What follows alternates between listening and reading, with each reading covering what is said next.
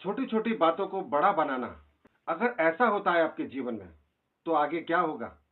ऐसी बातों को, ऐसी चीजों को सोच सोच कर आप अपने आप को थका देते हैं।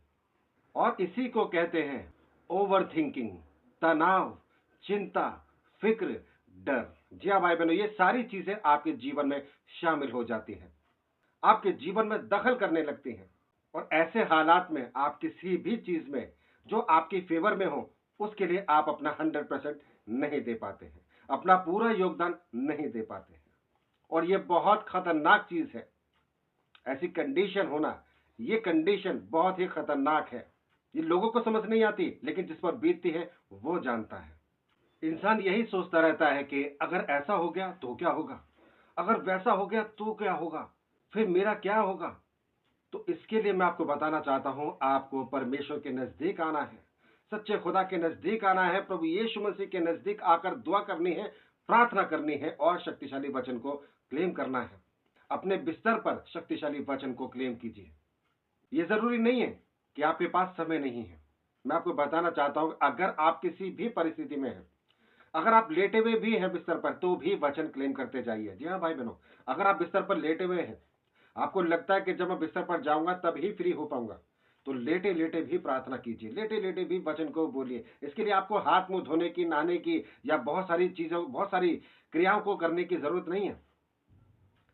साफ सुथरे कपड़े पहनने की जरूरत नहीं है, बहुत सारे कायदे कानून को मानने की जरूरत नहीं है। आप बिस्तर पर जाइए, अगर आपको लगता है कि मैं रात के वक्त ही फ्री हो सकता हूं, बिस्तर पर जाइए और वचन को क्लेम कीजिए। जी हाँ भाई बहनों, वचन को निकाले, बाइबल के वचन को निकाले और उस वचन को क्लेम कीजिए। मैं आज आपको बताऊंगा कि वो कौन सा वचन है जो आपको ऐसे तनाव से, ऐसी चिंता से, ऐसे डर से बाहर निकालता है, जब आप इन चीजों की वजह से, इन बातों की वजह से डाउनफॉल महसूस करते हैं अपने जीवन में। आइए भाई बहनों, बढ़ते हैं शक्तिशाली वचन की ओर। हम देखेंगे पवित्र पाक बाइबल में वो शक्तिशाली आयत। भाई बहनों, अगर आप देखेंगे मती, मैथ्यू 6 अध्याय का 34वीं आयत, तो परमेश्वर का पाक कलाम कहता है, अतः कल की चिंता ना करो, क्योंकि कल का दिन अपनी चिंता आप कर लेगा, आज के लिए आज ही का दुख बहुत है। हालेलुया। क्या है इस वचन से और क्या सीखते हैं हम इस वचन के द्वारा? परमेश्वर का वचन क्या फरमाता है? कल की चिंता ना करो, आज के दिन जो काम है, जो सोच है, जो बात है आपके जहन में, वही करो। कल की चिंता मत करो। आज के दिन में कल किसी ने नहीं देखा है, कल आप नहीं जानते कि कल क्या होने वाला है। उसको खुदा के हाथ में सौंप दीजिए, किसी इंसान के हाथ में नहीं, अपने हाथ में नहीं, सिर्फ और सिर्फ परमेश्वर के हाथ में सौंप दीजिए। और आज जो आपका कार्य है उसको करते जाइए, किसी की परवाह ना कीजिए, किसी की चिंता ना कीजिए, क्योंकि ये मैं नहीं, खुदा का पाक कलाम कहता है। मत्ती 6 की 34वीं आयत, इस वचन को अपने जीवन में क्लेम कीजिए, बोलते जाइए आप। जब आप इस वचन को निरंतर बोलते हैं कि खुदा मैं नहीं, तेरा पाक कलाम कहता है और ये मेरे लिए है, ये वादा, ये वचन मेरे लिए है, जो सच्चे खुदा ने किया, जिसने पूरी कायनात, पूरी सृष्टि को बनाया है, हर एक जर्रा जर्रा उसने बनाया है, उस सर्वशक्तिमान का वादा है मुझसे, कल की चिंता मत करो, तो मैं कल की चिंता नहीं करूंगा। जब आप निरंतर इस वचन को बोलते जाते हैं, बोलते जाते हैं, तो वैसा ही आपके जीवन में होने लगता है जो परमेश्वर आपके लिए चाहते हैं। और परमेश्वर पिता आपके लिए बेहतर से बेहतर चाहते हैं, लेकिन हम अपनी चिंता की वजह से और अपने अपशब्दों की वजह से और अपनी नेगेटिविटी की वजह से जैसा बिहेव करते हैं, जैसा बोलते हैं और जैसा जहन रखते हैं, हमारे लिए बंधन पे बंधन बन जाते हैं शैतान की वजह से, और हम उसमें से निकल नहीं पाते। इसको तोड़ने के लिए, इस जंजीर को तोड़ने के लिए आपको ये वचन क्लेम करना है। रोज सुबह शाम इस वचन को क्लेम कीजिए। वक्त मिले तो बैठकर दुआ कीजिए, घुटनों पर आइए, और अगर वक्त नहीं मिलता है तो बिस्तर पर ही दुआ कीजिए। बोलते जाइए, क्योंकि जीव के वश में मृत्यु और जीवन दोनों है। जैसा आप बोलेंगे वैसा आपके जीवन में काम होगा।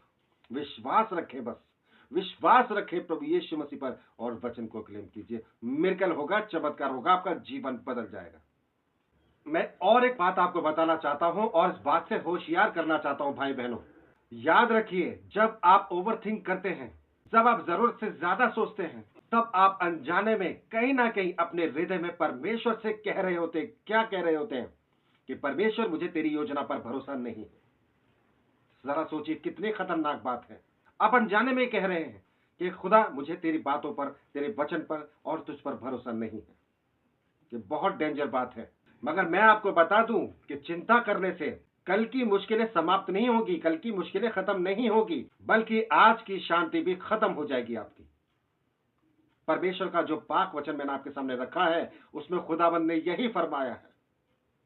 आपको यकीन करना होगा, आपको भरोसा करना होगा। यदि यकीन नहीं है, भरोसा नहीं है, तो आप शैतान की गिरफ्त में हैं। और ये बहुत खतरनाक बात है, क्योंकि शैतान फाड़ने की फिराक में लगा हुआ है, कब किसको फाड़ खाए। इसलिए आपको वचन के नजदीक आना है। चिंता फिक्र टेंशन नहीं करनी है, किसी भी बात की चिंता मत करो। परमेश्वर के हाथों में अपने आप को सौंप दीजिए। अपनी चिंता को, अपनी फिक्र को, अपने डर को यीशु मसीह के हाथों में सौंपिए। सौंप कर देखिए, एक बार करके देखिए ऐसा, और आने दीजिए निकट उस समस्या को। आपका यकीन यीशु मसीह पर है, वो समस्या आपके लिए आशीष बन जाएगी। यही तो मिरेकल है, यही तो चमत्कार है जो मेरे जीवन में होता है, हर एक विश्वासी के जीवन में होता है।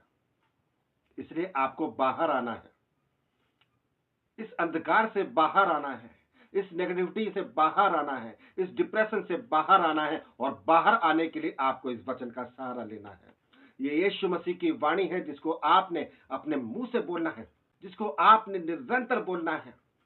साउंड करके बोलिए और विश्वास रखिए सच्चे खुदा पर, यीशु मसीह पर। अपने हृदय से कहिए, यीशु मसीह मेरे साथ है, मैं चिंता नहीं करने वाला, मैं नहीं डरने वाला। सब कुछ प्रभु यीशु मसीह के हाथ में है, उसके कंट्रोल में है, और मेरा खुदा मेरे लिए बेहतर से बेहतर मार्ग निकाल रहा है। देखिए, विजय आपकी होगी, जयवंत किए जाएंगे आप, और हर एक जंजीर तोड़ डालेंगे आप, in the name of Jesus, आमीन। तो भाई बहनों, धन्यवाद करता हूं। इस विषय को, इस सब्जेक्ट को अपने सभी सभी संबंधियों के साथ, रिश्तेदारों के साथ शेयर कीजिए, ताकि परमेश्वर का पाक वचन हर एक घरों में गूंजे और हर एक परिवार को बचाए जो ऐसी मुश्किलातों में जूझ रहे हैं। सभी को जय मसीह।